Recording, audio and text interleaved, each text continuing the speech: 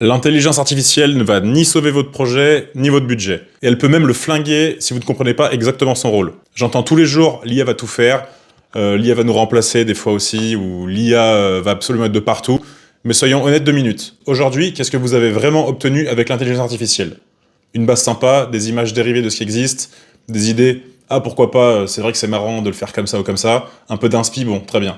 Mais vous n'avez sûrement pas une vision cohérente, un concept aligné avec la stratégie, un concept aligné avec son marché, une anticipation des usages réels, une finesse d'âme crédible pour séduire aussi un humain concrètement, des modélisations 3D sans retouche, et un visuel final qui nécessite aucune reprise.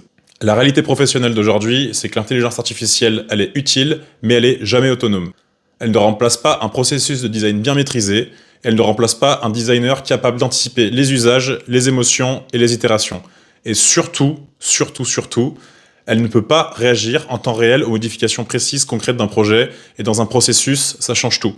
On a besoin de maîtriser chaque étape et d'avoir le contrôle total sur le processus. Je vais vous donner un exemple concret. Et ça arrive souvent. La vis là, elle gêne un petit peu pour la production, il faut la décaler un petit peu à gauche ou à droite. Super, faut repenser toute la zone.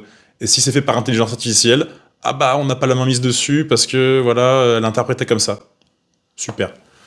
Si vous vous appuyez uniquement sur des visuels ou des modélisations générées par intelligence artificielle, le contrôle, vous le voyez bien, vous n'en avez pas. Vous repartez de zéro s'il faut modifier quelque chose.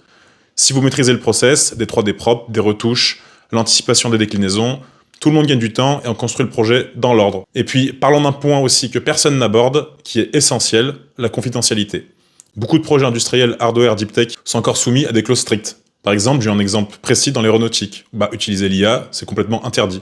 Parce que c'est exposer ces données à tout le monde, c'est balancer des images dans la nature, et ça, on n'a juste pas le droit de le faire. L'IA ne veut pas tuer ni sauver votre design, mais elle veut mettre en lumière ceux qui maîtrisent vraiment le processus. Ne bidouillez pas des prompts à l'impro en espérant des miracles, faites appel à des experts, s'il vous plaît. Et si vous voulez des conseils, être orienté vers des gens compétents, avoir une bonne exécution, on peut en parler en appel, on peut en parler aussi en privé, sur LinkedIn, il y a mon lien sur mon profil. N'hésitez pas, contactez-moi simplement avec un « Bonjour Alexandre » et la suite, c'est facile.